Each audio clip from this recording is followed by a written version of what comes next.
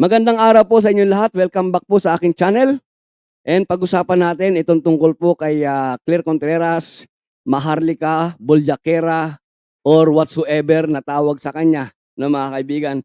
Ito yung Cases Marathon ni Maharlika pang world premiere. Di ba? Meron po kasing isang video ngayon na nagtitrending na hihiramin natin at panonoorin natin, mga kaibigan. Ito ay may kinalaman po doon sa mga karagdagan, no? Mga karagdagang kaso po nitong si Maharlika or si Claire Contreras, no, mga kaibigan. Ito, panoorin natin, mga kaibigan, ha. Yan.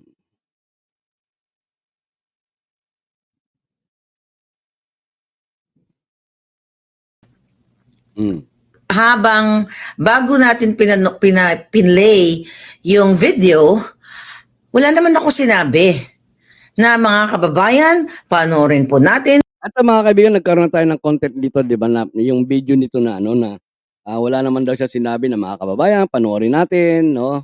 May content na ako niyan, ano? Okay. Si Ferdinand Marcos Bangag. Wala naman ako sinabing ganon.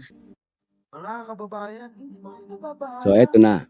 Sa lumalalang paglaganap ng mga fake news, kailangan na natin magkaisa para puksain ang fake news. Si Lisa ay ina ng mga halimaw niyaring anak. Mabiktim kang hayop ka. Dito, mga kaibigan, alam niyo nung pinanood ko tong video na to, no? Although ito ang ano rito is yung tungkol sa kaso sa mga kaso ni Maharlika, pero dito nagpanting yung tenga ko, di ba? Alam niyo kung paano babuyin at burautin si FL nitong si Maharlika, di ba, mga kaibigan? Kaya sabi ko tama lang talaga eh. Tama lang talaga na tambakan ng kaso itong si Maharlika, di ba? Isipin niyo, mga kaibigan, kung paano tawagan si PFL. Kidnapper kang putang ina ka. O, di ba? Mga kaibigan, kaya nga sabi ko talagang itong salitang ganito ni Maharlika, parang yung isang video clip na nakakaputang ina. Diba? Oh. Halimaw ka. Sino kaya ang halimaw? Sino kaya mas mukhang halimaw, di ba? Ang gwapo ng idol natin, no? Mike. And anything that nailagay na sa internet, hindi mo na matatanggal. Nerly Sotelo Cuba, mga kaibigan, isa po ito sa mga nag-file ng kaso against Maharlika. And makikita ng mga bata yun. Ngayon, nandito kami. Kasama namin si Mel Robles para suportahan ang Yon, si Mel Robles pala, mga kaibigan, ay nagsampa rin ng kaso kay Maharlika. kanyang pinaglalaban o sa mga paninira sa kanya. Our purpose is to eventually to show na we can fight it and fight it the right way. So for us, we will support this effort. The fake news and paninira sa ibang tao has become so open to all. And that worries me of how that would impact my children, our children. Yung pulboronic Biglang may sumingit. Ano yun? Sige nga. video nagkaroon ng world premiere. Ito na yung kanina, yung isang natin, di ba? Yung dito natin kinuha yung world premiere. Isa-isang tao lang dito sa Amerika naka 15 million views na, no? Di ba? Naka 15 million views daw, mga kaibigan, yung fake video, na ginawa nilang world premiere. Sa Amerika pa lang daw yun, naka 15 million views na. Ganong kadami yung nakapanood. Pero sana naman, hindi ganong kadami, yun naloko. Di ba? Dahil nasabayan natin ng pag-debunk yung fake video na yon, no, mga kaibigan. Maraming salamat kay Maharlika Boljakera for Proud pa, di ba? Proud pa. making it happen. Kumusta na ang bagong polboronic Pilipinas? Importante, sa lahat ng mga sasabihin natin, kailangan malaman natin ang responsibilidad ng mga binibitawan nating salita na pwedeng makasira sa tao at pwedeng makasira sa pamilya ng taong pinagsasabihan natin. Our Exactly. Dapat reason sana or our ganun. purpose is to eventually to show na we can fight it and fight it the right way. Kami, ang gusto namin is matigil na lahat itong mga ganitong pagpapakalat ng mga maling impormasyon. Kaya ako saludo ako doon sa ano eh. Saludo ako doon sa grupo ni Mike Cervera, yung pumunta sila ng Amerika para mag-file ng ganitong kaso. Kasi ang kanilang intention is matigil na. 'Di ba matigil na yung pagkalat ng mga maling impormasyon, no? So I salute Mel Robles and Mike Cervera at saka yung mga kasama niya, no? She's a Mm. private citizen, and it's not right that she's been dragged into this. I know na merong talagang pulburong video. Kitang-kita po dito sa video na hindi po yan ang ating Pangulo. Peke po ang ginawa nila na video at obvious po na ito ay gawa-gawaan lamang. The NBI, DOJ, and DILG assured that those continuing to spread this malicious video will be held accountable. I know this is going to be a long journey, mahaba ang pagdadaanan ng proseso. Even just kahit kaunti lang, maitama yung napakaraming mali. So sana sa mga susunod na mga panahon, itong aming mission dito na maipakita kung ano Ipitandong. yung mga dapat at hindi lang dapat natin. Ibig sabihin yung mga limitasyon natin sa pagbabalita natin. Our purpose is coming from the heart and really, again, thinking about the people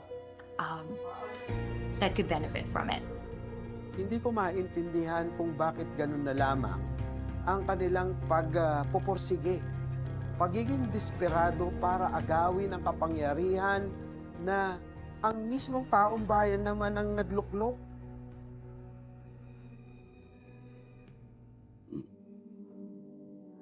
Tulad na itong sinampang mga kaso kay Maharlika. Ito kapag natanggap niya to, ay tiyak na siya ay hindi na magkakaroon ng kapayapaan sa kanyang isipan. We believe in this advocacy and we believe that there could still be good that would come out from this.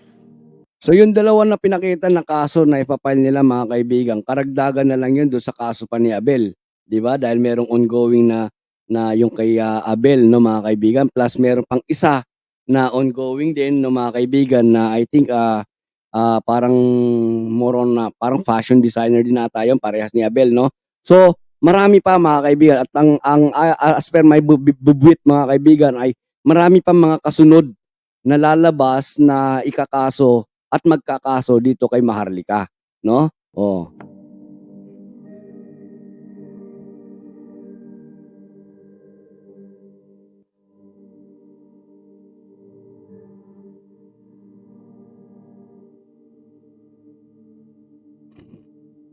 I think the solution for this maybe it's not really 100%. Turuan natin ang core values yung mga bata kung ano yung tama at mali. Ang aga nilang natututunan ng mga mali, ng mga balita na hindi naman tama. Encourage them to be more critical. Marami natututunan yung mga kabataan na mga balita na hindi tama because of yung mga ganitong klase mga 'di ba? Mga influencers sa social media, mga kaibigan, na alam nating lahat na pinapatakbo lang ng 'di ba? May nagpapatakbo, no? At merong paraan para patakbuhin sila, 'di ba? And ang napipinsala dito ay yung mga kabataan, no? For the information that they get. So you have to tell them how to discern, how to think for themselves, and how to push back when they know that it's not, that those are not their values. 'Di ba? So, yun, no, mga kaibigan. Okay? So, yun napanood natin. Gaya ng alam natin, Kapitan Dong, shoutout, ha? Shoutout.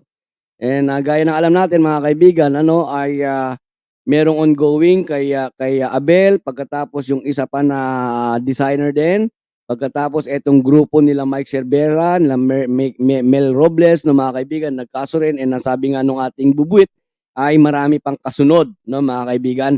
So, talagang pang world premiere talaga, 'di ba? Yung marathon case tawag to, si Maharlika, no mga kaibigan. Ngayon, dahil sa pang world premiere ito, talagang aabangan natin, no mga kaibigan. Kagaya nung pag-abang natin doon sa paglabas nila ng pulboronic video na ang tagal na panahon nating hinintay mga kaibigan, pero naunsyami lang tayo dahil yung kanilang ginawang editing ng video mga kaibigan parang pang chipangga lang, di ba? Pang chipangga lang, no? So etong world premiere ng mga marathon ng cases, no, ng sunod-sunod na kaso kay Maharlika mga kaibigan, at yung magiging outcome nito, yun ang talagang kaabang-abang. So yun ang aabangan natin, no mga kaibigan. Ngayon, doon sa napanood natin video, kung meron kayong karagdagang komento mga kaibigan, paki-comment na lamang po dyan sa comment section sa baba. Binabasa ko po yan, minamarkahan ko po yan. Gaya nung napapansin ninyo, meron thumbs up, meron puso, no mga kaibigan, dahil sa ayoko po masayang yung effort ninyo. Kapag kayo ay nagko-comment, nag-e-effort kayo ng pagta-type, no mga kaibigan, doon sa ating comment section, no? Okay? Alright.